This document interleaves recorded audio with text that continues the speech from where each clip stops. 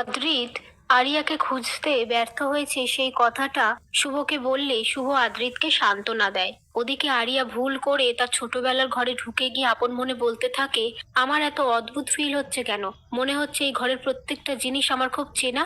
সেই মুহূর্তে মোহনা এসে বলে, তুমি এই ঘরে কেন ঢুকেছো কারোর পারমিশন না নিয়ে? আরিয়া বলে, আপনারা এরকম ছোটখাটো ব্যাপারে এরকম বিহেভিয়ার কেন করেন? মোহনা বলে, এই ঘরটা না মন্দিরের মতো পবিত্র। আরিয়া বলে, এই ঘরটাকে আপনি মন্দিরের মতো পবিত্র কেন বলছেন? মন্দির বললেই তো মন্দিরের মতো হয়ে যায় না।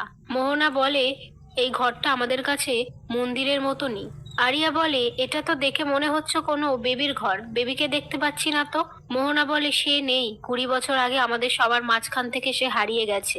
শুভ আর আদির তাকে খুঁজে পাওয়ার জন্য আজও অপেক্ষা করে আছে।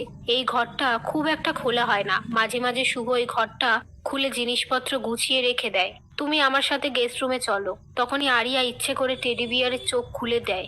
এদিকে শুভ আদ্রিতকে বলে, তুমি চিন্তা করো না, আমাদের মেয়ে আমাদের মধ্যেই আছে, আমরা ওকে খুব তাড়াতাড়ি খুঁজে পাবো। ঠিক তখনই শাহজ আর আরিয়ার গলার আওয়াজ শুনতে পেয়ে সবাই ছুটে গিয়ে দেখে শাহজ আর আরিয়া মারামারি করছে। তারপর সবাই মিলে তাদের দুজনকে থামায়। এরপর কেশব বলে, কি নিয়ে দক্ষ যজ্ঞটা বাঁধলো? সাজ বলে, আমার বাথরুমের ফ্ল্যাশটা কাজ করছিল না বলে আমি গেস্ট রুমে এসেছিলাম, ও ইচ্ছে করে বাথরুম থেকে বের হচ্ছিল না, আমাকে টিস করে যাচ্ছিল। পাশ থেকে শুভ বলে, তাই বলে আমরা তোকে এই শিখিয়েছি?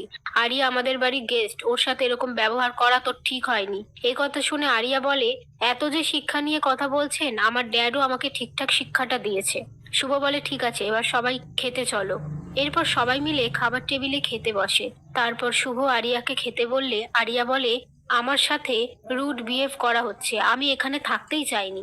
পাশ থেকে সাজ বলে, তো ব্যাগপত্র নিয়ে তো বেরিয়েই যাচ্ছিলে, চলে গেলে না কেন? তখনই শুভ বলে, আমি কিন্তু খেতে বলেছি। আরিয়া বলে, আমি খাবো না। এই বলে চেয়ারের ওপরে উঠে বলে, আমি কাল সকালেই এ বাড়ি থেকে বেরিয়ে যাব। এই বলে নিচে লাফ দেয়।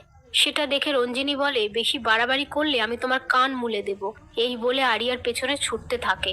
তখনই শুভ বলে, মেজমা তুমি ওকে ছেড়ে দাও, আরিয়া এখানে এসে খেতে বসো। পাশ থেকে সেবন্তী বলে, সবার খাবার নষ্ট করে এখন তুই ওকে খেতে বলছিস?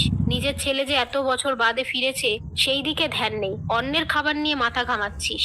এ কথা শুনে আদ্রিত বলে, সব সময় শুভর খুঁত ধরতে যেও না,